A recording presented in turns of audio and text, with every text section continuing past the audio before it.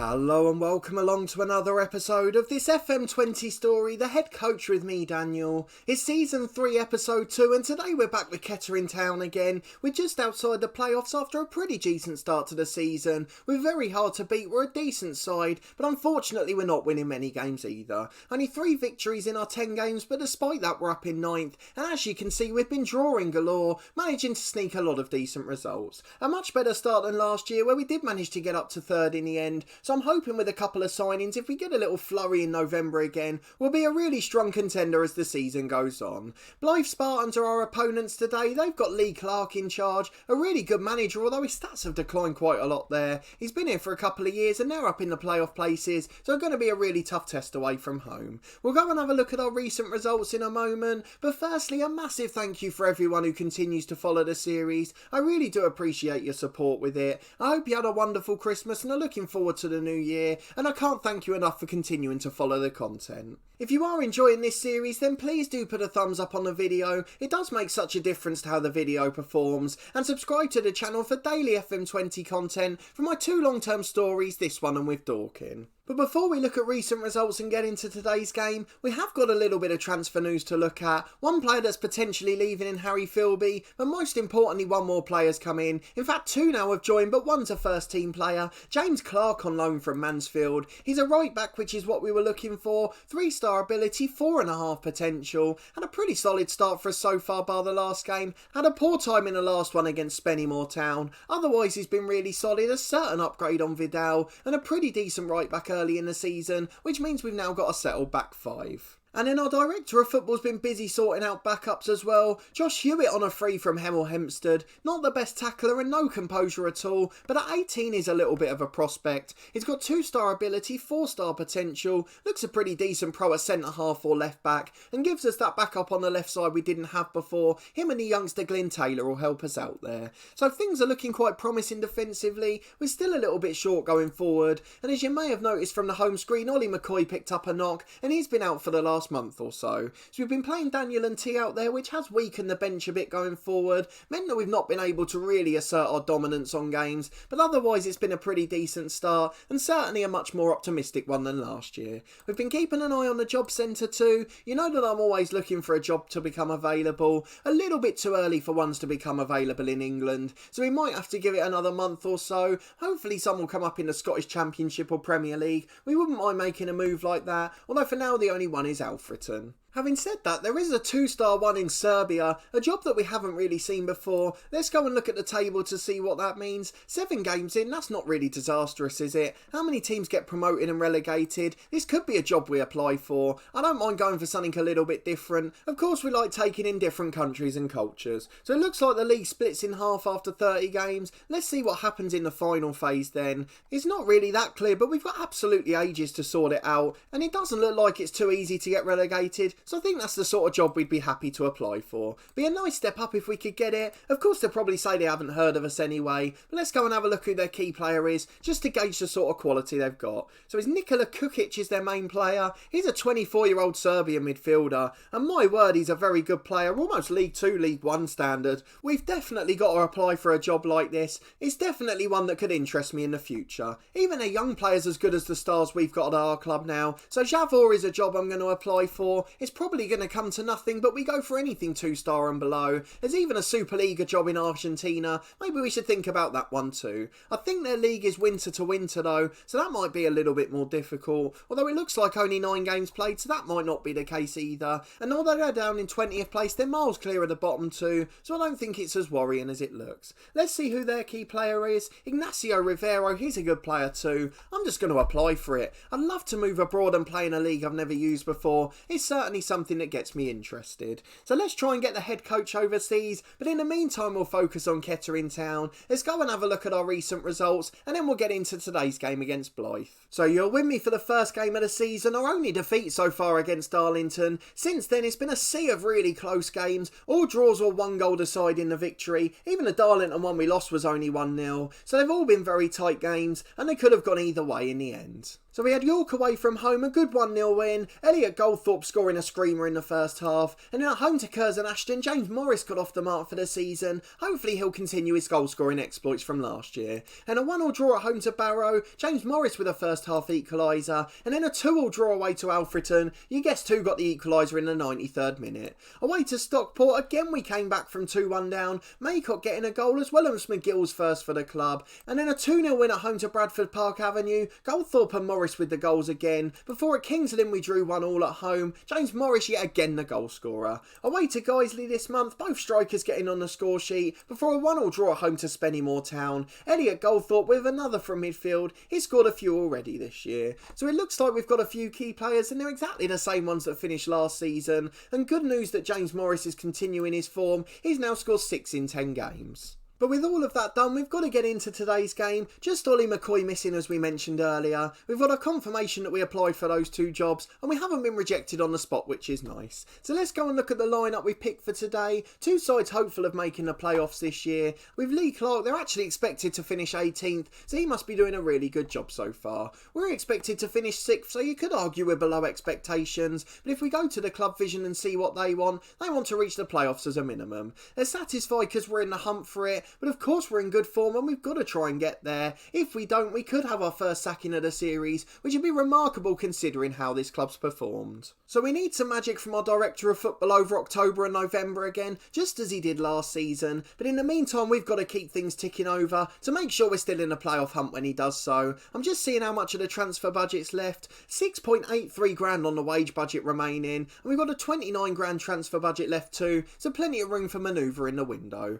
We're very slight favourites to win this game despite drawing 4 of our last 5. Blyth in strong form, they've won 3 on the bounce, no players missing for them in this one. They usually play a 4-1-4-1, a quite defensive setup, and we've got a few players looking a bit tired, particularly Joe Scars, the left back. We had to rest a couple in midweek against Spennymoor, particularly Liam Williams due to fatigue, and Josh Lewitt came in for him and did a decent job. He'll now come back on the bench for Philby. Aside from that, it's the same 11, so Manny Idem in goal, Clark and Scars the fullbacks with Williams and Evans at centre half, Goldthorpe and Maycock in central midfield, Egbury over on the left wing, and then Daniel and T still deputising on the right, with Gary McGill and James Morris up front. We've still got a couple of game changers on the bench, particularly Ronaldo Pearson, but we'd like to get McCoy back as soon as possible, so T can be added to the subs bench too. 1 or 2 more signings after that, and we've got a really good side, but let's go and get into this first half today, and see if we can get a good result at Blyth. Well, there's the defensive 4-3-3 for Blyth. Some decent players in the side, though not too many we recognise. So let's just go and talk to the lads, try and encourage them into a good result, and see if they can put in a good first half performance, try and get a lead before the break.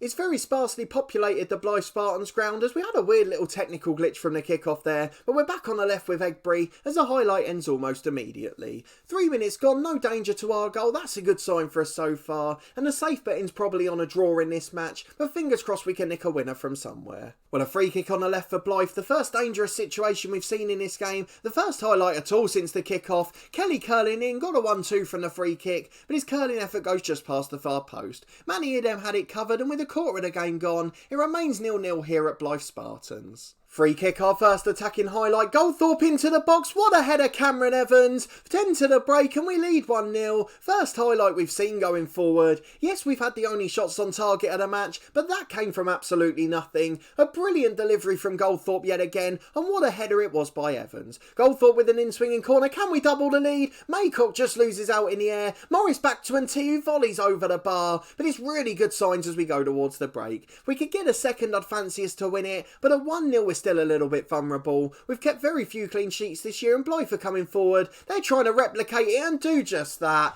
That's woeful defending from a set piece from our point, and with their first shot on target they level the game. 30 seconds to the break is the perfect time to score. A good in-swinging delivery from Kelly, but we didn't defend it at all well, and we deserve to be level. It's been a pretty nothing game so far. We're going to tell the lads to get revenge, go out there and express themselves. It's what Alexis Norman recommends, and into the second half we go against Blyth, hoping we can find a winner from somewhere. Kettering not been in the best of form, plenty of draws, so I wouldn't expect another goal, and maybe if we do it'll be 2-2. We haven't really looked like winning many games. Nolan clears the ball away as Morris tries to create a threat, and we've got a throw in on the right hand side. We've started this second half pretty well. Throw on the left for Blyth Spartans, just over 5 gone in his second half, into the box again, Evans heads clear, Daniel and T's had a poor game, how has that gone in? I was completely distracted, I didn't even think they'd shoot. Kelly again with a brilliant effort, he put in a brilliant ball for the first half goal from a set piece, that one was just a wonder strike from nowhere, and with 2 shots on target, Blyth lead 2-1, although McGill's got a free header 6 yards out. Again we just waste so many chances, and Blyth have been clinical and we can't stop them. We're going to have to go attacking, I think, demand a bit more from the lads, but we've been the better side in this game, there's not much more we can do, we've just got to hope we take a couple of chances. Hunter on the right hand side to McDonald though, looks like Blyth are growing in confidence now, Kelly picks it up again, he's been a superstar, McDonald gets it again in the middle. Out to Chibbins the left back, he goes long down the right, he's put his man in McDonald, he's not going to get there Scars, he's knackered already, McDonald delivers into Sweet, back to Hunter, he's hit the bar now, they're having cracking efforts from everywhere, every time they shoot it seems to go near the target, and with 25 to go we'll go and make some changes. Daniel and T's had an awful game, Egbury's going to go over on the right for him, Joe Carter back on the left, he's not natural there, but he played there for the first half of last year, so he's going to come back into that position. Joe Scars needs to be replaced as well. So Hewitt's going to get his first run out at left back, I'm going to take McGill off who's knackered too, Ronaldo Pearson's going to come on for him, and we're going to go attacking with 20 to go. 15 to go, we've got a corner, we're going to ask the lads to show some passion,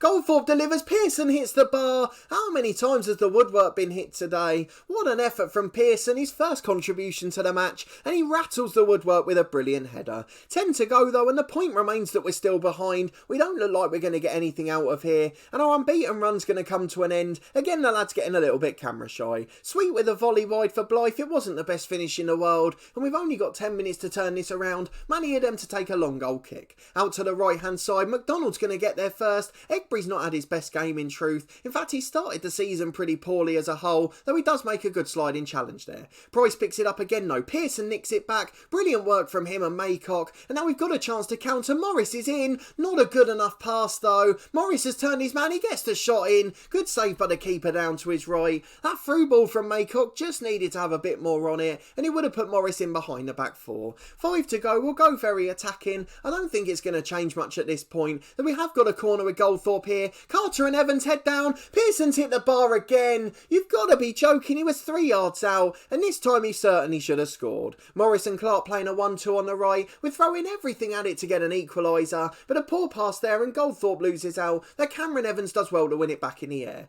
Maycock to the left hand side towards Carter, Hewitt's overlapping if he can find him, delivers first time into Egbury, what a cross that was from the left back, but Egbury's finish was really poor, I'm not even sure it was going to be on target. Just 15 seconds of stoppage time left, and the grandstand finish has led to nothing, I'm afraid. We've not managed to get a goal from anywhere, and Blyth are going to hang on for a 2-1 victory. 2 games on camera, 2 defeats this season, plenty of bore draws in between. It really has been a pretty entertaining game, but unfortunately we haven't deserved to win it. Adam's got it, he's gathered that comfortably, but it's too late to create anything else, and unfortunately we fall to another defeat and edge further away from those playoff spaces. We're almost in a position now where we've got to worry about our job. We're expected to be in the playoffs and we could fall into the bottom half here. We're going to tell the lads it was a really pleasing performance. They did their best against the side in really good form. So we're down to 11th now, 2 points off the playoff still, but 7 points is the gap to the top 5, and that's a bit of a concern this early in the season. We've really got to try and get out before we're pushed. Hopefully our director of football will see this and help us out, as we have a disappointing collapse despite dominating the amount of shots. Carter's starting to regress, he's not playing much football, and he's now only got 1.5 star ability. But not the best result on camera yet again. We really are struggling to get going this season. Even our unbeaten run was scrappy draws and 1-0 wins. We've not really had any free-flowing performances. So I'm desperately hoping that we'll be able to get some more signings in. We'll leave it around a month for our director of football to do some work. We'll come back around mid-October. Let's see who we've got there.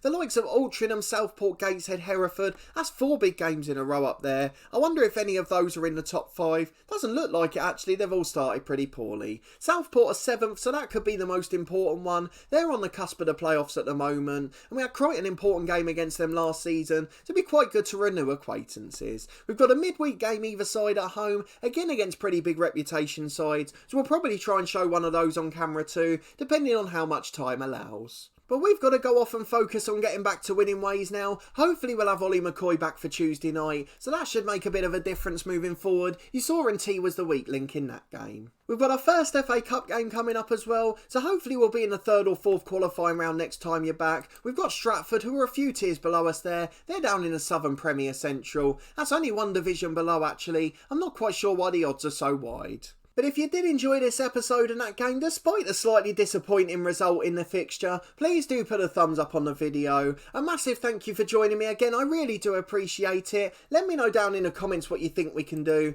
Is there anything tactically I can do to tweak it? I don't think so, because I'm so limited in personnel. We've still only got 18 or 19 senior players, and one of those is Glyn Taylor, who we've promoted from the youth team. Another's a backup keeper, so we've got our first 16 plus an injured McCoy. It really isn't the strongest squad in the world, but at least our starting 11's far better. In theory, our end to the month after this Boston game is pretty friendly. We've got the FA Cup tie against the lower league side, 3 of the sides expected to be down the bottom, and even Stourbridge and St Ives at the start of next month. We really need to win those games before the tough run. So hopefully when we're back on camera for a difficult game, I'll be talking about a little unbeaten run through that period. We're playing against some of the sides who are expected to be battling relegation. We've really got to pick up points if we want to be in the playoffs. Subscribe to the channel for daily FM20 content from my 2 long-term stories. This one, The Head Coach, which will be back in 2 days' time on Monday, and our Dorking Wanderer save, which will be back tomorrow. We'll have a transfer special from that one on New Year's Eve as well, before our channel update coming on New Year's Day. The Christmas series finished yesterday, so make sure you check that one out if you haven't seen it already. A 7-part special with Bayer Leverkusen. I really enjoyed it and I hope you do too. And finally, I'm part of a football podcast which does matchday vlogs and interviews. You can see the link to the matchday vlogs playlist in the eye above, and the interviews are available over on Spotify.